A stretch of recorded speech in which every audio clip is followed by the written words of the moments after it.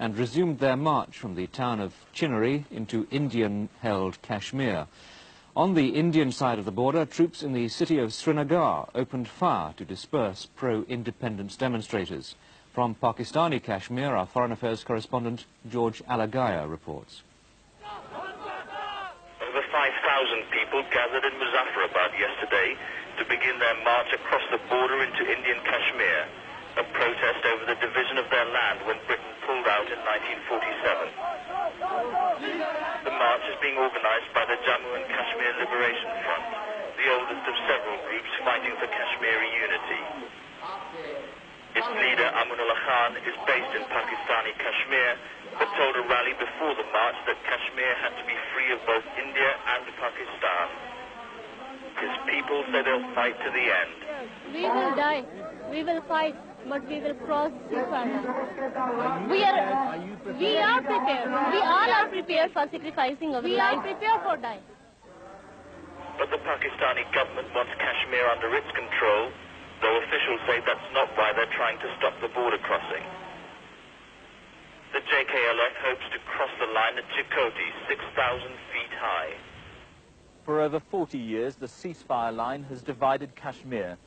India and Pakistan have fought 3 wars across it, and the border remains a highly Pakistani-controlled sector of Kashmir. The demonstrators were attempting to march across the heavily defended frontier into the Indian sector. Many have been injured, and the Jammu and the Kashmir Liberation Front say its leader Amanullah Khan is amongst those arrested. The march is to commemorate the death 8 years ago of the leading Kashmiri independence.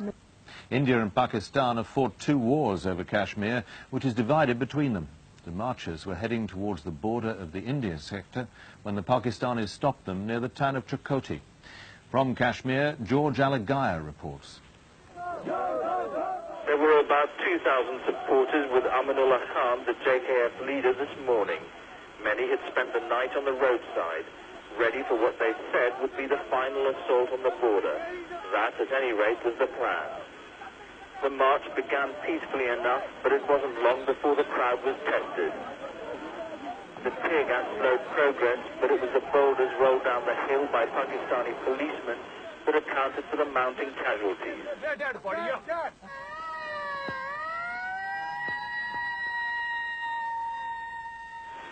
Later, security forces resorted to rifle fire, apparently breaking their pledge to use minimum force.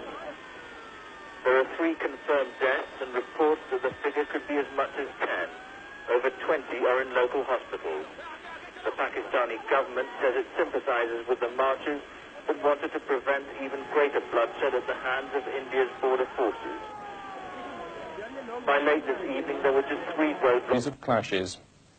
Several thousand demonstrators were trying to march from Pakistan-controlled Kashmir over the ceasefire line into the Indian sector of the province.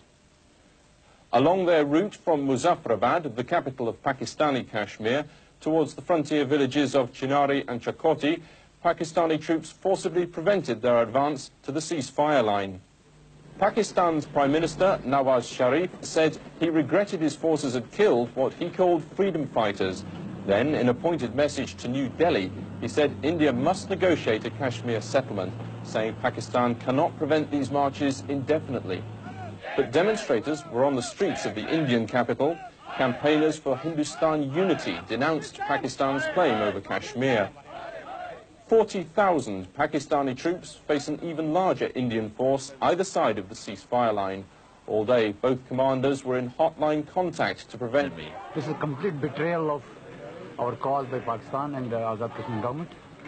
They have completely betrayed, they have equated themselves with India so far as Kashmir is concerned. And we never expected this sort of savagery. We could have scored a lot against India. But they have deprived us of this achievement for the time being only. We'll inshallah get it. The sentiments are echoed on the streets of Muzaffarabad. Pakistani dogs, these women are shouting. Just days ago, India was their target. Both countries lay claim to Kashmir, but allegations of human rights violations in India's territory have long given Pakistan the advantage. It may have lost that now. Government officials say they came under intense international pressure to stop the march. But people here remember only that it was Pakistani policemen who stood in their way on the mountain border 2 days ago.